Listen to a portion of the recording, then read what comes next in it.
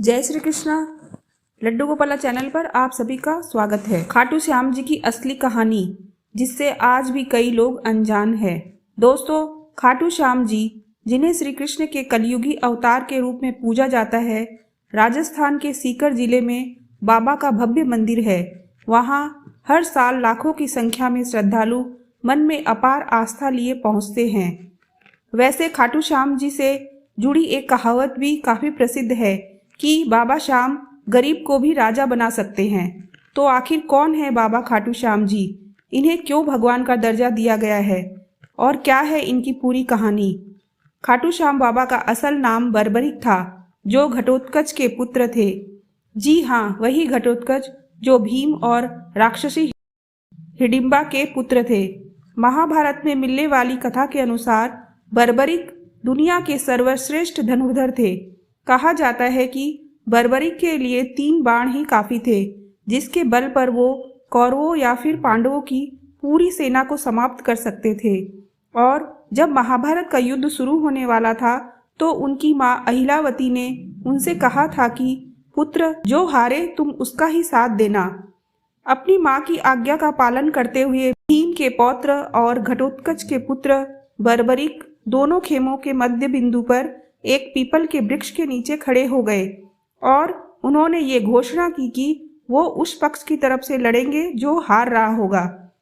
भीम के पौत्र बर्बरिक के समक्ष जब अर्जुन और भगवान श्री कृष्ण उसकी वीरता का चमत्कार देखने के लिए उपस्थित हुए, तब बर्बरिक ने अपनी वीरता का छोटा सा नमूना मात्र ही दिखाया।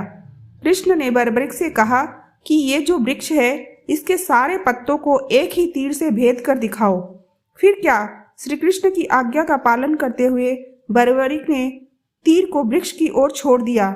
जब तीर एक एक कर सारे पत्तों को भेद रहा था तो एक पत्ता नीचे गिर गया, जिसे श्री कृष्ण ने अपने पैर के नीचे छिपा लिया।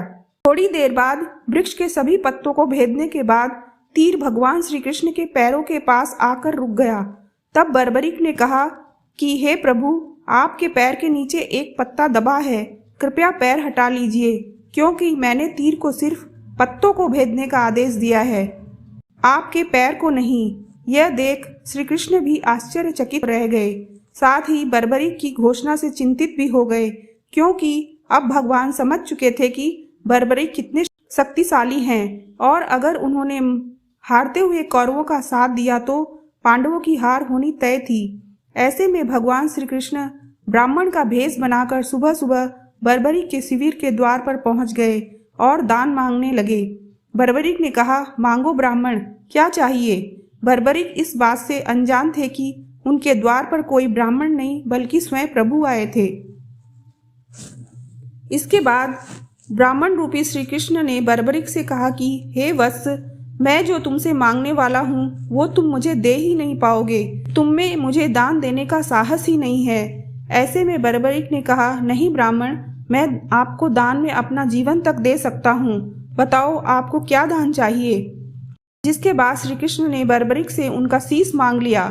अब क्योंकि बर्बरिक वचन दे चुके थे तो उन्होंने बिना कुछ सोचे ही ब्राह्मण को अपना शीश दान में देने का ऐलान कर दिया। बर्बरिक के ये कहते ही श्री कृष्ण अपने असली रूप में आ गए।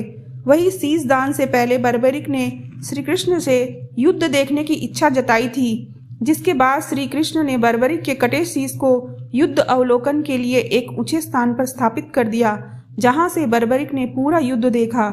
ये तो थी बर्बरिक के जन्म और शीश दान की कहानी।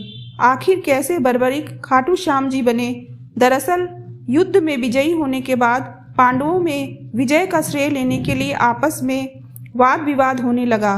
तब श्री कृष्ण ने कहा कि इसका निर्णय बर्बरिक का शीश ही कर सकता है, क्योंकि एक वो ही है जिसने पूरा युद्ध देखा है। तब बर्बरिक के शीश ने बताया कि युद्ध में सिर्फ और सिर्फ श्री कृष्ण का सुदर्शन चक्र ही चल रहा था, जिससे कटे हुए वृक्ष की तरह योद्धा रणभूमि में गिर रहे थे।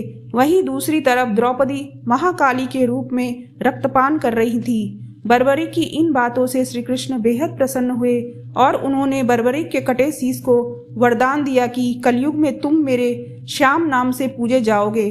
तुम्हारे स्मरण मात्र से ही भक्तों का कल्याण होगा और धर्म, काम और मोक्ष की प्राप्ति होगी। और इसके बाद ही बर्बरिक को खाटू श्याम जी के नाम से पूजा जाने लगा। तो दोस्तों, ये थी खाटू श्याम जी की असली कहानी, जिससे आज भी कई लोग अनजान हैं। आप में से कौन कौन इस कहानी से वाकिफ था, मुझे कमेंट करके ज़रूर बताएं। आज की वीडियो में बस इतना ही। वीडियो को लाइक और चैनल को सब्सक्राइब जरूर कर दें। Thanks for watching. जय श्री कृष्ण।